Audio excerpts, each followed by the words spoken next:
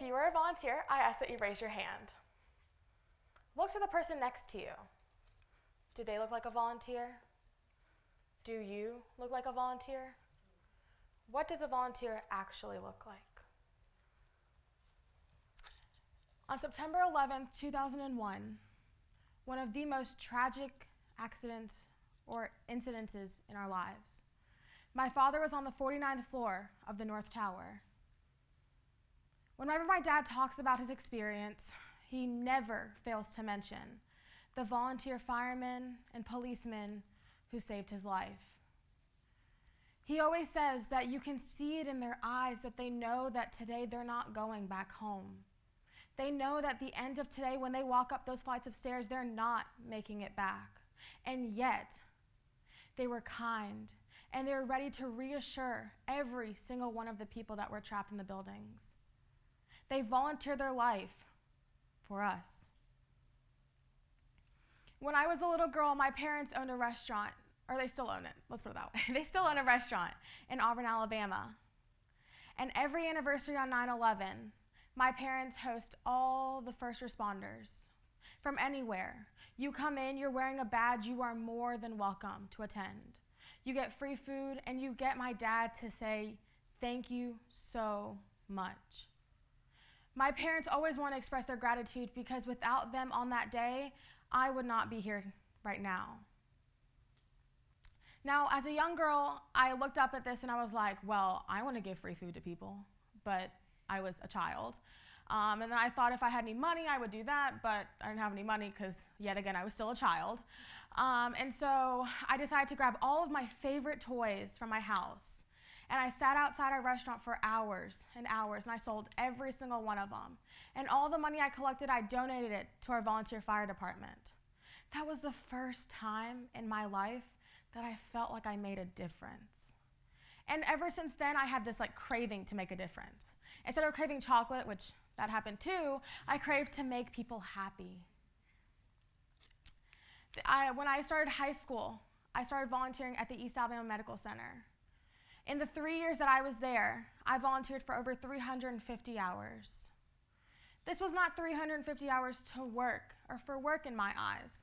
This was 350 hours of smiles that I could give to kids who were sad, for kids who were broken, for older people who needed a smile, or for someone who just needed a laugh. I tried to be that person because I knew how hard it was. A couple years later, I started doing pageants. Now, pageants are not the toddlers and tiaras, like little girl tantrum. No, we don't do that, okay? That's fake. It's a fake show. Instead, we use pageants for a platform. We take it and we use our voice and our sash and our crown, and we put out an image of who we are. This year, my platform is for the Aga Khan Foundation, where we raise money to eliminate poverty in developing countries. This was so important to me because I felt like I was always gifted. I may not have gotten my Starbucks drink every time, but my parents always made sure I was happy. I had almost everything I ever wanted. Almost everything. I had 2 parents who loved me. I had a brother who truly loved me. I had a family who was always there to support me. I had my arms, my legs, I had my eyes. I was ready. I had the money to go to school. I had the money for books. I had the money for class. But then I realized that there are people not even that far from us that have none of those things, that don't have parents, that don't have a school, that don't have water. I can walk up to the water fountain outside and I can grab a drink of water, but it takes them 6 miles to go get fresh water, which is also brown. What kind of a life is that? So I decided to use this year to raise as much money as I can to build a school, to help someone out, to bring a smile, and whether that smile is a glass of clean, fresh water, or whether that's a pencil that they get. Why should you volunteer? There are many reasons. One, for that craving of happiness. Studies show that if you're a volunteer, you are more than happy. You sleep better at night because you know that you made a difference. So where do you fit into this story? All right? I'm not going to ask you to eliminate poverty overnight. It's impossible. We've tried it. I'm not going to ask you to build a park overnight. But what I am going to ask you to do is use 1 minute of your day. Don't take away from your Netflix binges or your Hulu binges. Okay, I love them just as much as the next person. But take out a few minutes of your life and give back to the community that gave you so much. The community that said, hey, I'm going to put you on your feet. The community that has a park so that you can go outside and you can read. Or the community that lets me have water right outside of my dorm. You can pick up a piece of trash. We live in one of the most prettiest cities in Alabama. Pick up a piece of trash. Give someone a compliment. It takes 2 seconds of your day to give someone a compliment. In the beginning of this school year, a couple of friends and I, we all got together and we decided to host a little experiment. See what Birmingham was really all about.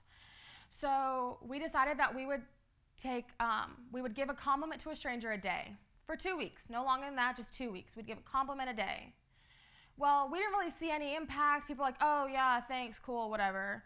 And then slowly, we started getting those right back.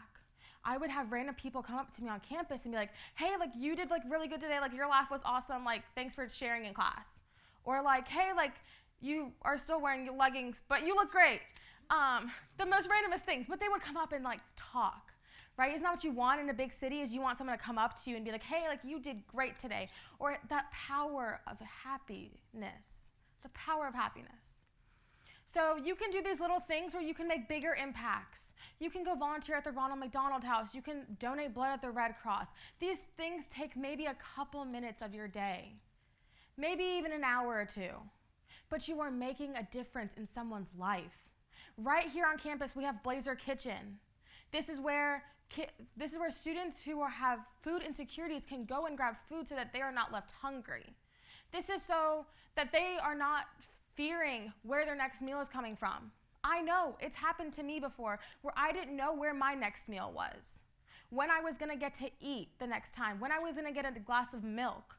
I did not know that, and I never wanted anyone else to feel like that because it sucked.